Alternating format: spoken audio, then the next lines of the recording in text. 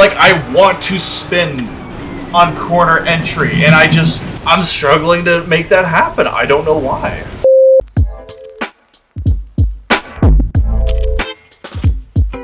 Alrighty, welcome back everybody.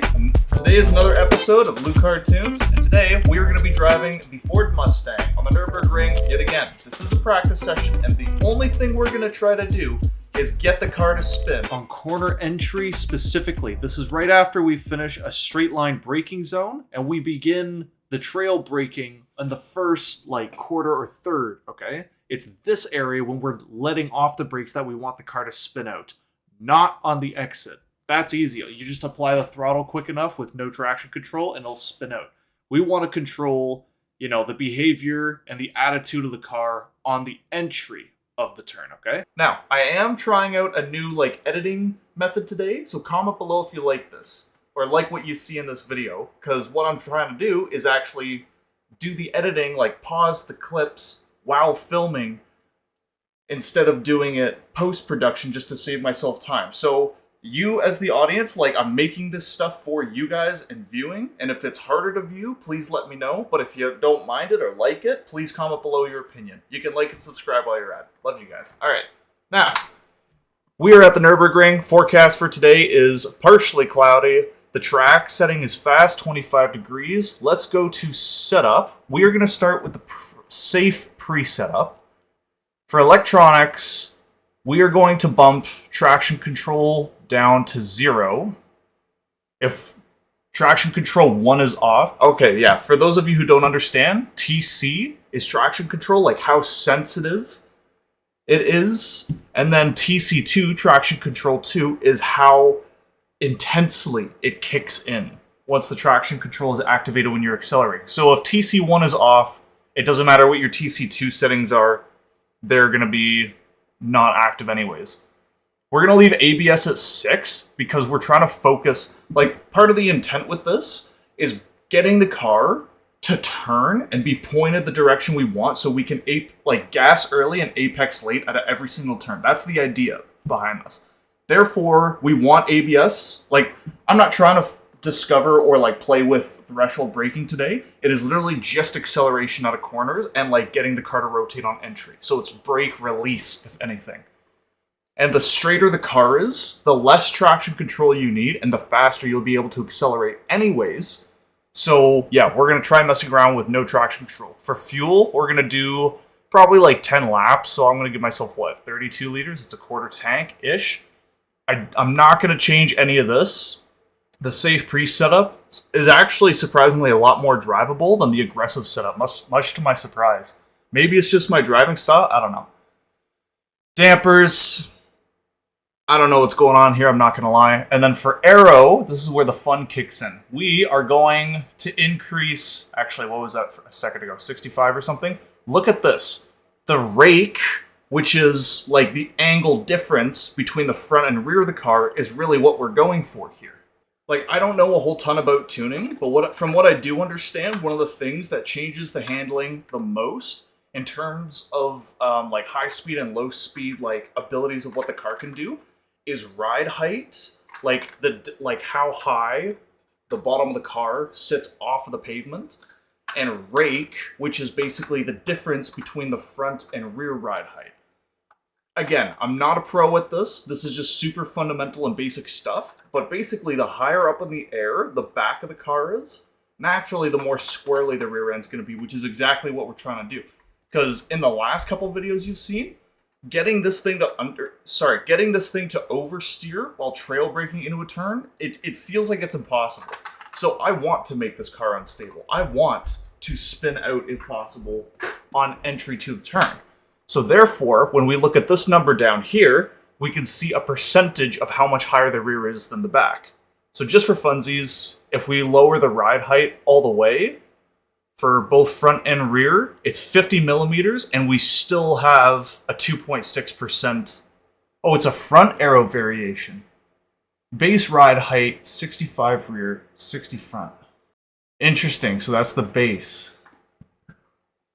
So if we bump it to said base, what does that look like percentage-wise?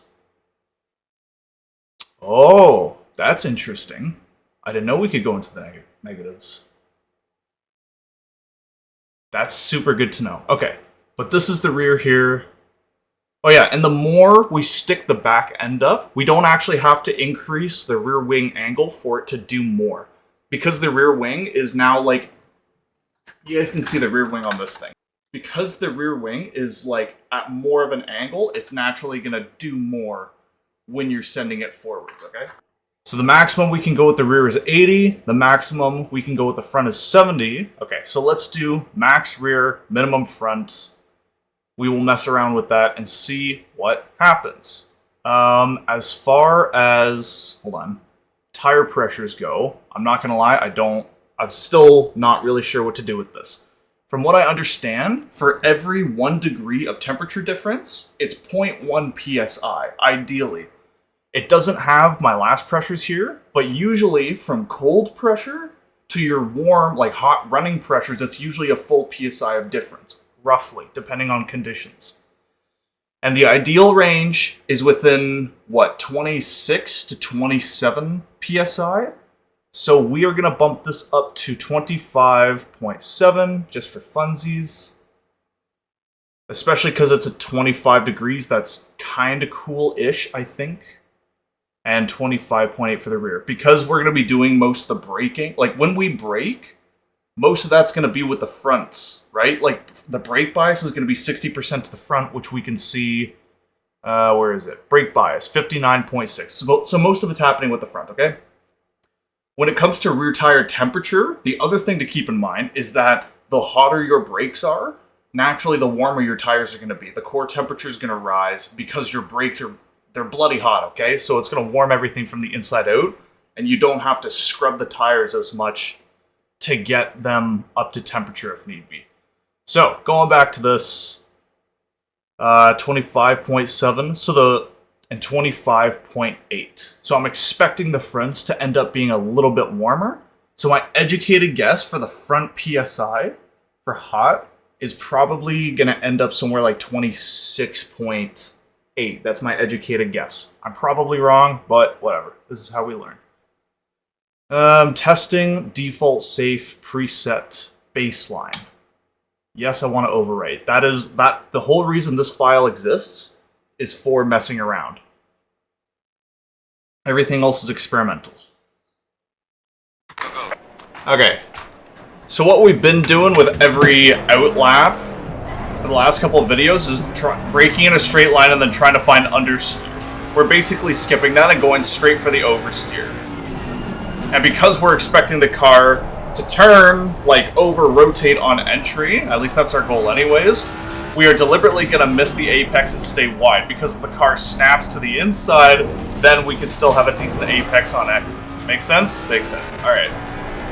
So braking hard in a straight line. Okay. Oh, and that's the other thing. I'm going to go about this for every lap. I'm going to do this a little bit differently. For the first, little bit, I'm going to deliberately try braking hard and then turning the wheel and then releasing the brakes, like just dumping to get the back end to spin. And then the second phase is going to be braking, and then as we release, we also simultaneously turn the wheel. And then the third phase is going to be braking, release, and then turn. And we're just going to kind of play around with each one. So first one is going to be brake, turn in, release. Okay? Brake, turn in, release.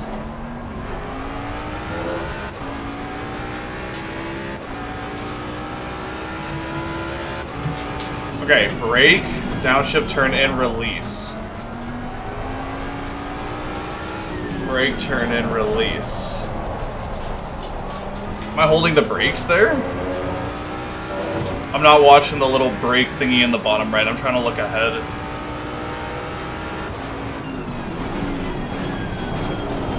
Oh, outstanding. In the outfield.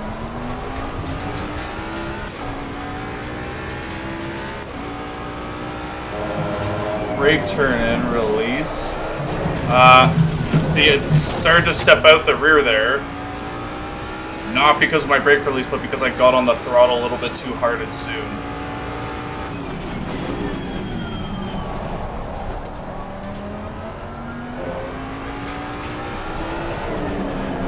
Ooh, this is fun. The back end is definitely looser, but it still doesn't want to oversteer on entry. So what can I do as a driver to make that happen? Turn in and release.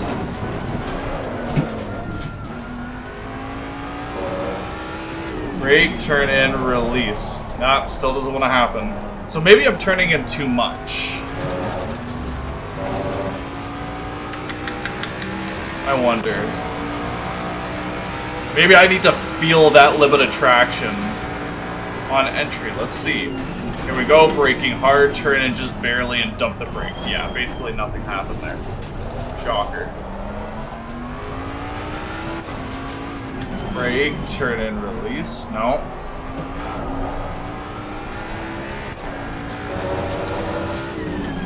Brake, turn in, release.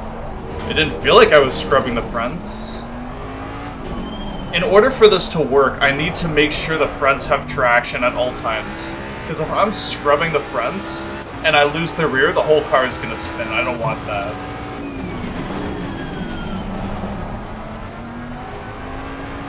Okay, braking, turn in, release.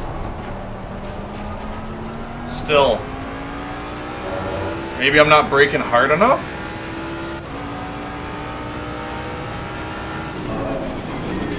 Braking, turn in, release. And that was a downhill, so you'd think of all places, that would be the one spot where the rear would step out.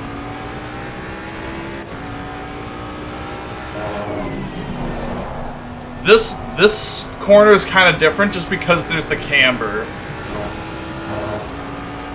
That's the one corner I'm trying not to oversteer on. But this one, no.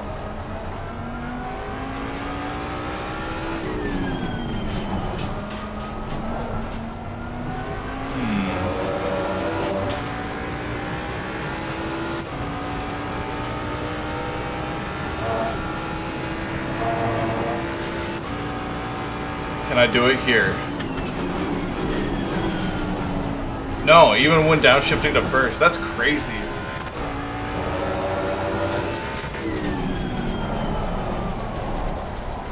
Oh, I trail braked there.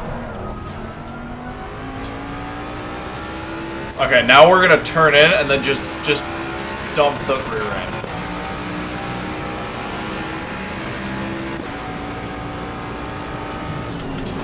2, 1, turn in, dump. Nope, just immediately ended up scrubbing the fronts, okay.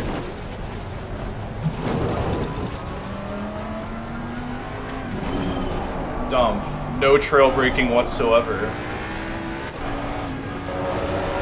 Okay, turn in, dump. No! Interesting. Come on.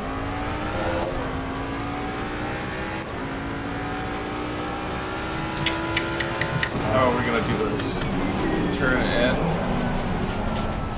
Nope. So what if I turn the wheel just slightly and dump the brakes? Or what if I Scandi flick? Yeah, okay, I way overshot that braking zone. No, seriously though, what if I try to like actually Scandi flick on entry? How much will that help? Not at all.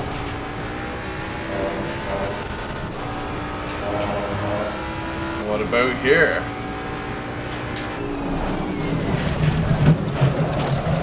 That did something. Cool.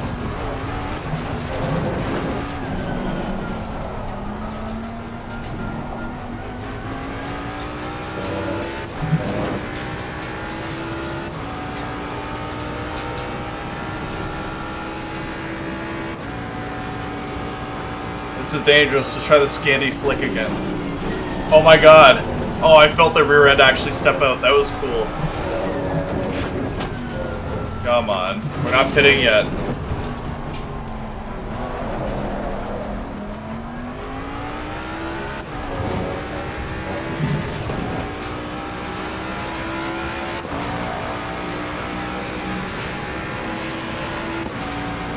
We're not gonna Scandi flick here. Brake super hard. Oh, I feel like I overslowed there. Okay, now we're gonna try braking and turning the wheel as we, not trail brake, but release the brakes. The whole brake release process is gonna be as quick as possible. Better, but still not awesome.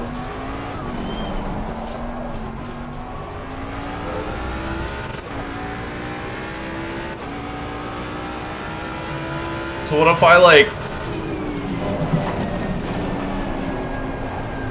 It still doesn't want to oversteer. Oh my god.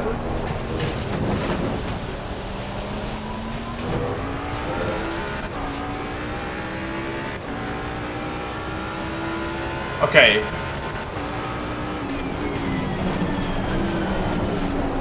Oh, I trail brake there. I didn't really dump the brakes.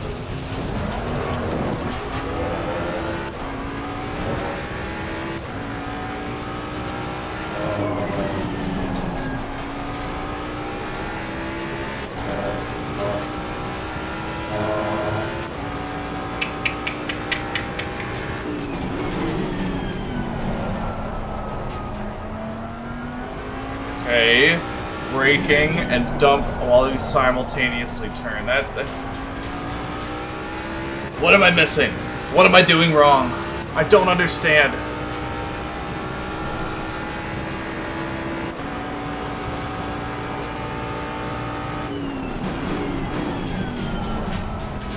Okay, that was some good rotation.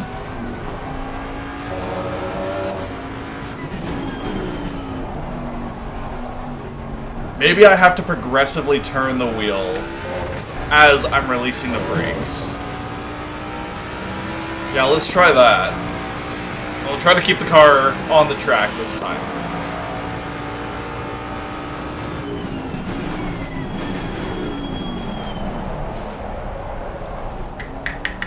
Nope, not quite.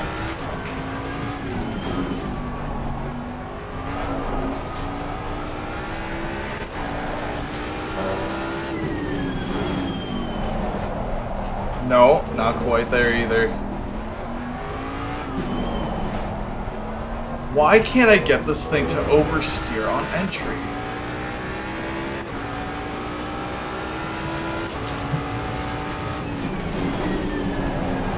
This is like actually annoying. I never thought I'd be frustrated with a stable car setup. Here we are.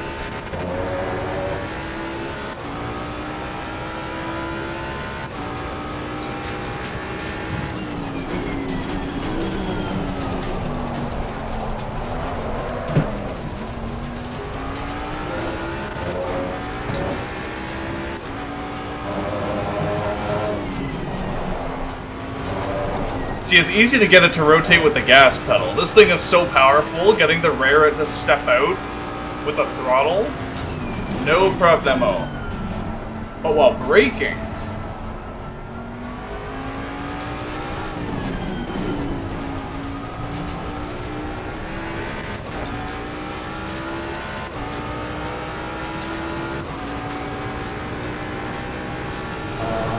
that corner stresses me out every time.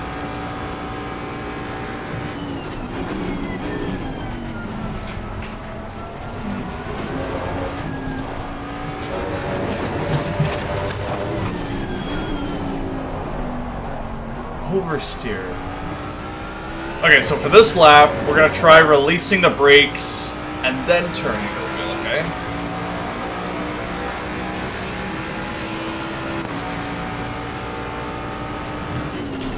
Okay. Release and turn. Nope, scrub again. Just like when we turn the wheel first and then release the brakes. Release, then turn. Oh! Kinda worked there. No, I did that wrong. Okay, brake, release, turn. Okay. Wants to oversteer a little bit more, so that's cool. Release, then turn. That was kind of simultaneous. Release, then turn. I can feel it, like, it's almost neutral steer. That's the thing.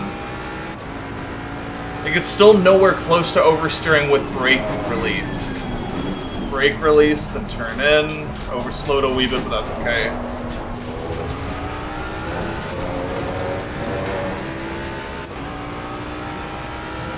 Release, then turn. Uphill and camber. There's no way it's gonna happen there.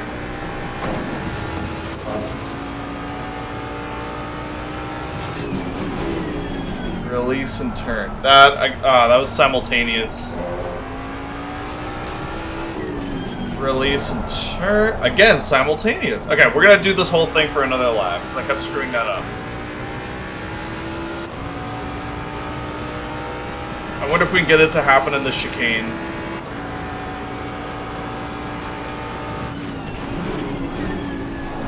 Again, simultaneous. Man, that habit is like cemented in me. Okay, here we'll get it.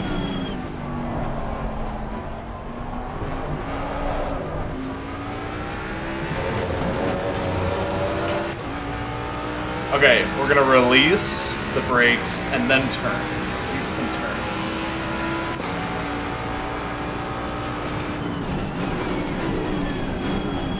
Release and then turn. Maybe I'm turning it too quickly there. Release and then turn. Nope. Right off the track. I don't think I've had a single valid lap this whole session, but whatever. Release and then... That was a very slow release. Okay, let's try dump and then turn.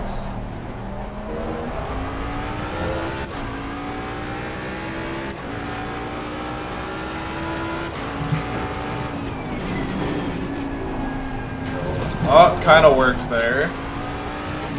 Release and then turn. Am I turning too much?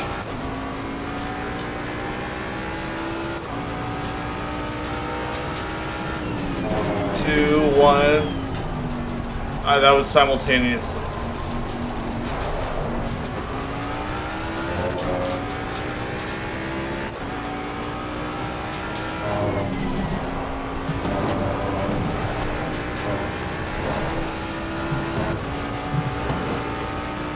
Can we get it here? Release and then turn. Again, that was simultaneous. We'll try that one more time. Release and then turn. Once I release the back end, it doesn't feel like there's any traction on the fronts anyways. Like, the front's just immediately scrubbed because there's no weight there anymore. All the weight's on the rear. So it's like it has to be simultaneous, like the turning and brake release, or I even have to turn just before. Okay, so what if we mess around with... What if we mess around with the brake bias?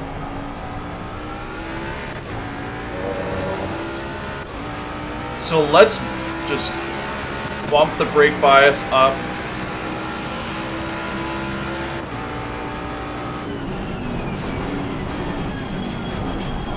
Oh wow, that grossly changed our stopping power. Okay.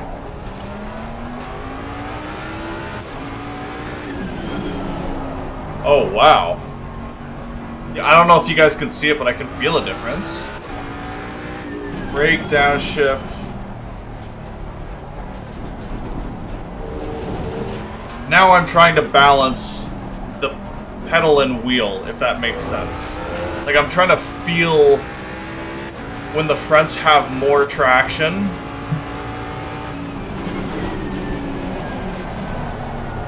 I can hear the ABS. Oh, I wonder if the ABS is the problem. Or maybe I'm the problem. I mean, I'm a problem. I just don't know whose problem I am.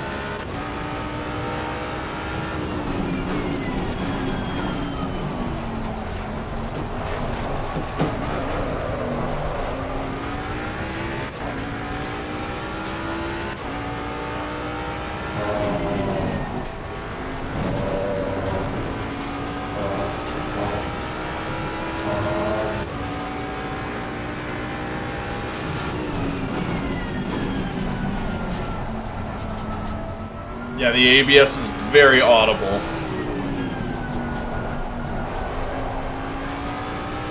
I'm gonna brake. I'm gonna brake on... no, I'll take this flat. I'll brake it at turn 14, though.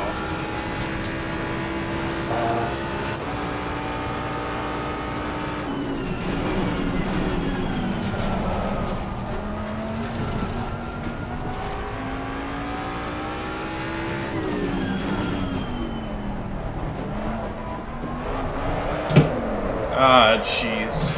We've got some light damage on the front. No idea. Okay. Now, we are going to mess around with our brake bias. Being all the way to the rear. Maybe not all the way.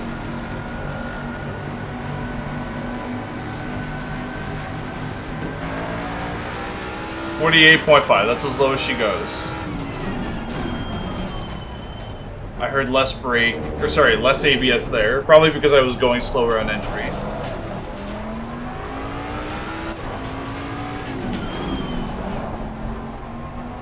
I heard the ABS there. Heard it again there.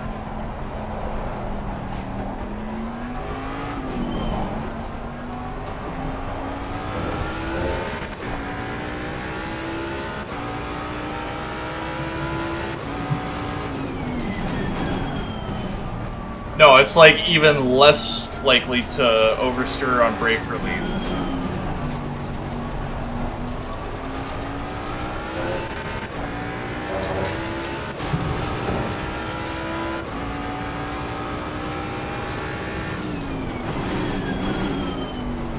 Yeah, no, it doesn't. It does not. The back end is like even more stable there. So let's bump it to 50.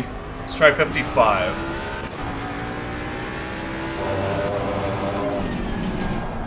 Nice and balanced.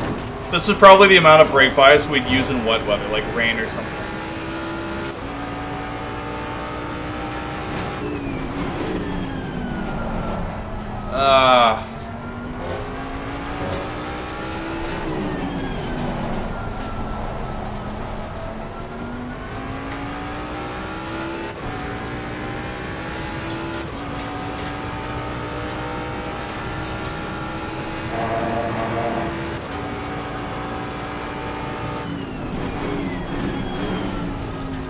I did not need first gear there.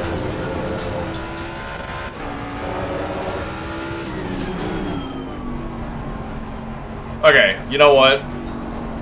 Here's what we're gonna do this lap. We're gonna take the first couple turns at 57. Seems like a healthy amount. Maybe a little more. Yeah, okay, 59. We'll try that. And we're just gonna play with where the ABS kicks in. So what feels like 80 to 90% brake pressure.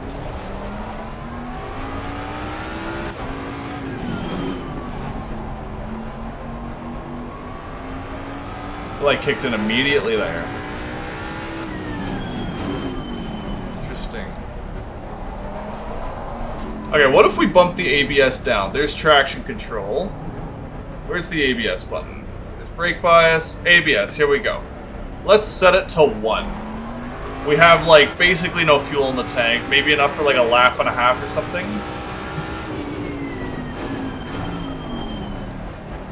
It, like, just kicked in.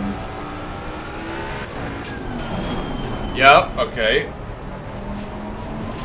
I heard the wheels sliding more than ABS kicking in that time.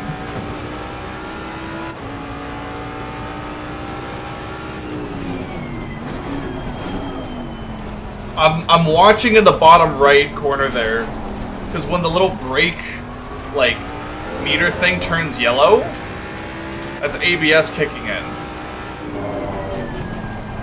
Just barely got it there.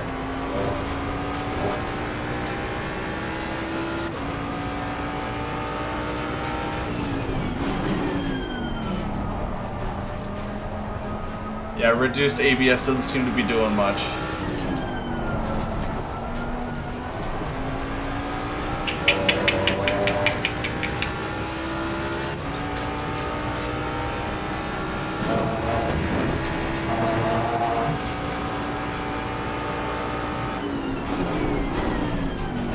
Alright, we're gonna pit before I break the car.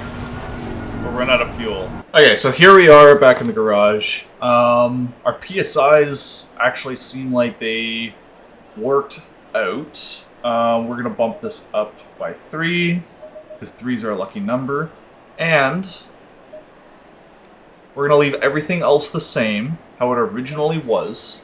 You can see what all the settings were for those who are curious. I do want to change one thing though, and that is the rear wing, okay? I'm not gonna lie, I don't know how this is gonna affect handling. I'm assuming we're just turning this into a GT4 car now, because the front splitter you could see was already at 0. We're gonna try this out for a few laps and see how it feels, and we shall reconvene once we come to a consensus. Okay.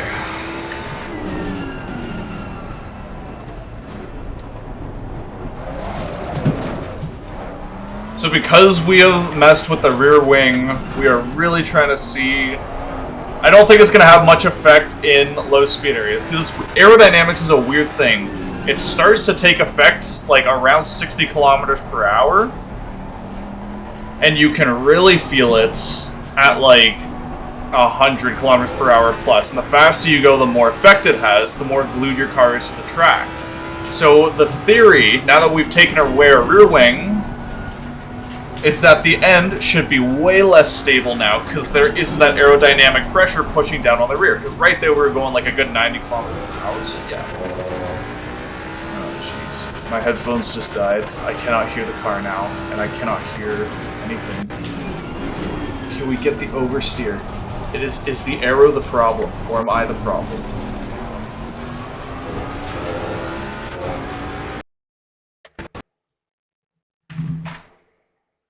Fuck. Okay, we're gonna have to edit that part out. I just had to reconnect them. I don't know what happened there.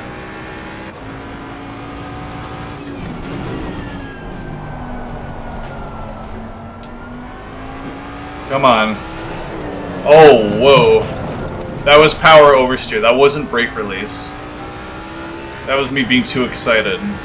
Okay, how does the rear feel here? This is probably where we're gonna feel it the most. Oh, wow. It feels different, but the same. Oh, and on entry there, during that braking area, I could definitely feel the steering, like, be a little more squirrely. So what about here? I could hear something scrub for a moment there, just as I started to brake release, and I don't know if it was the front or rears. Okay, we're gonna try releasing the brakes and turn in simultaneously.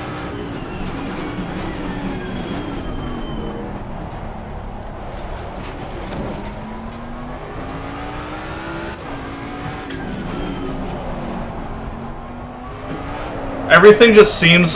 Oh, jeez.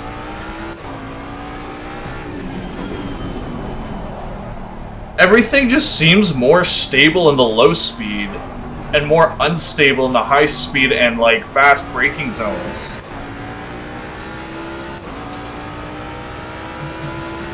Weird. Oh, it wanted to neutral steer there for a second. No, not quite.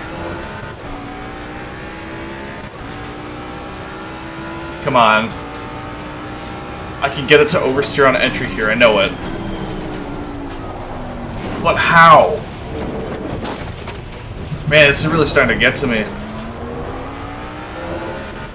I wonder if it's my vision, where I'm looking. Let's try looking further ahead. Oh my god. Oh my god, did I just do it?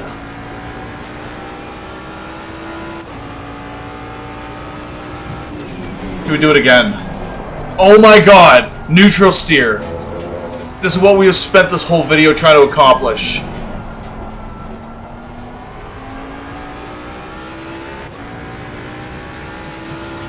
Okay, vision. Looking ahead.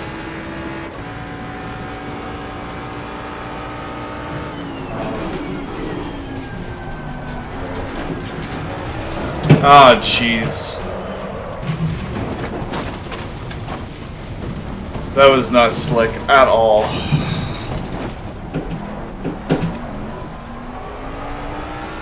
Yeah, the rear end is definitely more squirrely on approaches.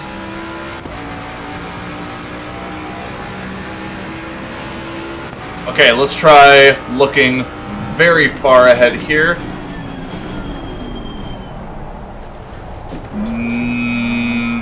Car was on rails there. Almost neutral steer. I think I overslowed a wee bit there. Okay, looking ahead, looking ahead.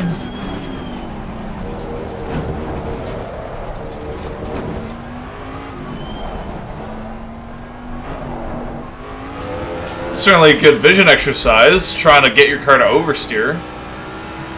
I want to spin on corner entry, and I'm struggling to make that happen. I don't know why. Okay, looking as far ahead as possible. I'm looking at, like, exit of turn 8 right now. Oh, jeez. Maybe a little too far ahead.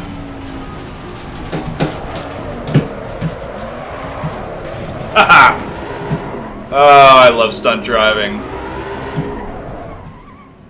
That would have been a cool photo op. Ah, jeez. Okay.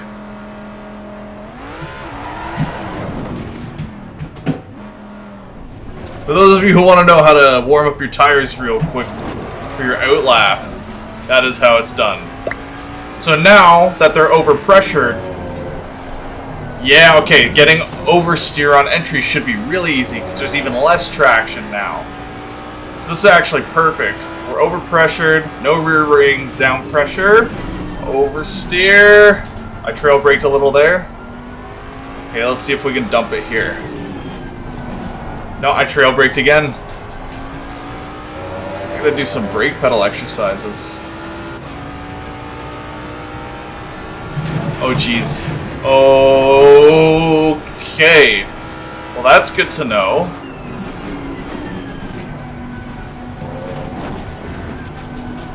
Oh, there's a pylon. Lift off, oversteer. It didn't happen.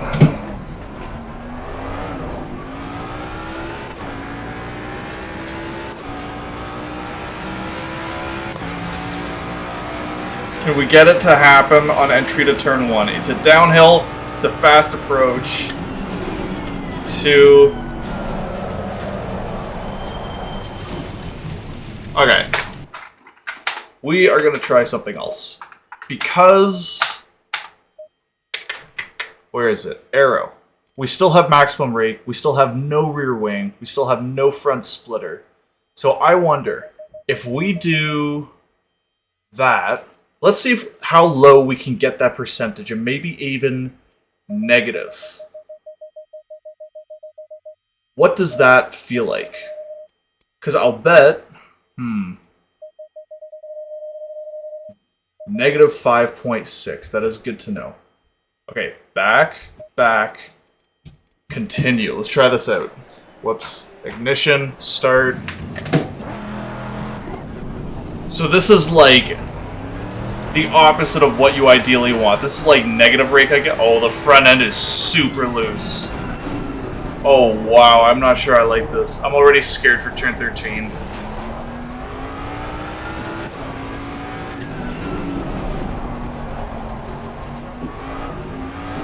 Woo!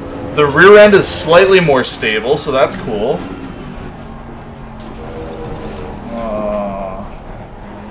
Oh, hello. You're very cute, you know that? Oh, yes, I love you too, Miss Blue. We are trying to spin the car, not crash, but spin deliberately. Yes, you may chill in my lap, sweetie. I love you very much.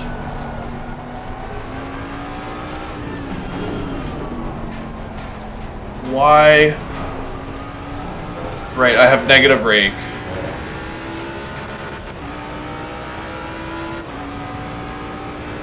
I wonder what's gonna happen here. Oh, Boo, you're in a bad spot right now. Oh yay, and now the cat is obscuring my view. Hi, sweetie. Yeah, that's right. We're in a race car. Hi. Yes, I love you too, sweetie. You're the reason I'm gonna lose 2/10 every lap, but I'm okay with it. You're the best excuse ever. Okay. Hi, Missy. How are you doing? Are you doing good? You just want naps and burpees, don't you? Okay. Yes, I understand. Are you saying that this car won't oversteer? Oh, I think she's saying yes. You guys gotta listen to this. I think Miss Boo is saying that the Mustang won't oversteer, period. Is that right? Yeah. Okay, well, the cat has decided that this session is coming to an end, and I'm sorry guys, I couldn't get the car to rotate. But if you liked this video editing style, comment below what you think, alright? And if you guys have any tips or tricks as to what I could do either technique-wise or setup-wise to get this car to rotate when trail braking into a corner, please comment below. I'm not the only one who would like to hear it, okay? I'll bet you there's loads of people who clicked on this video to figure that out and are disappointed with my actions, and now they're relying on you guys, the comments section, to fill that void. So please, help a brother out. So, stay tuned, my goons. We'll see you soon. Can you say goodbye, Boo? Can you wave goodbye?